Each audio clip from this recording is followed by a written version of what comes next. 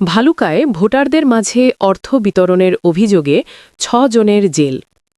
ময়মনসিংহের ভালুকা উপজেলার একটি এলাকায় নির্বাচনী প্রচারের সময় ভোটারদের মধ্যে টাকা দেওয়ার অভিযোগে ৬ জনকে কারাদণ্ড দিয়েছেন ভ্রাম্যমাণ আদালত। মঙ্গলবার গভীর রাতে অভিযান চালিয়ে তাদের আটক করা হয়। দণ্ডপ্রাপ্তরা হলেন আব্দুল হামিদ ৭৫ বছর, মোহাম্মদ তানভীর ৪২ বছর, গোলাম রাব্বি ২৩ বছর, মেহেদি হাসান ৪০ বছর, মোহাম্মদ শামসুদ্দিন ৭৪ বছর ও গোলাম শহীদ ৫০ বছর। অভিযানের সময় আইনশৃঙ্খলা বাহিনী তাদের কাছ থেকে ৬টি মোবাইল ফোন, নগদ ২৫,০০০ টাকা, একটি হিসাবের খাতা এবং একটি গাড়ি জব্দ করে। প্রশাসন সূত্রে জানায়, রাতে গোপন তথ্যের ভিত্তিতে জানা যায় যে একটি প্রার্থীর পক্ষে ভোটারদের মাঝে টাকা বিতরণ করা হচ্ছে। খবর পেয়ে সেনাবাহিনীর টহল দল ঘটনাস্থলে গেলে কয়েকজনকে আটক করা হয়।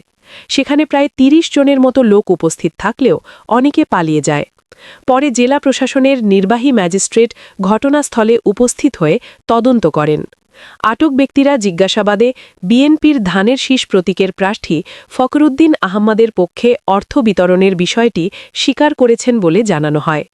তাদের মধ্যে ৬ জনকে ১৫ দিনের বিনাশ্রম কারাদণ্ড দিয়ে কারাগারে পাঠানো হয়। আরেকজন অপ্রাপ্তবয়স্ক হওয়ায় তার অভিভাবকের জিম্মায় ছেড়ে দেওয়া হয়।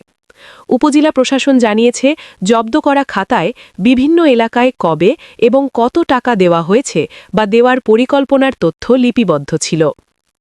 নিয়মিত দেশ বিদেশের খবর পেতে আমাদের চ্যানেলটি সাবস্ক্রাইব করুন এবং সাথেই থাকুন। ধন্যবাদ।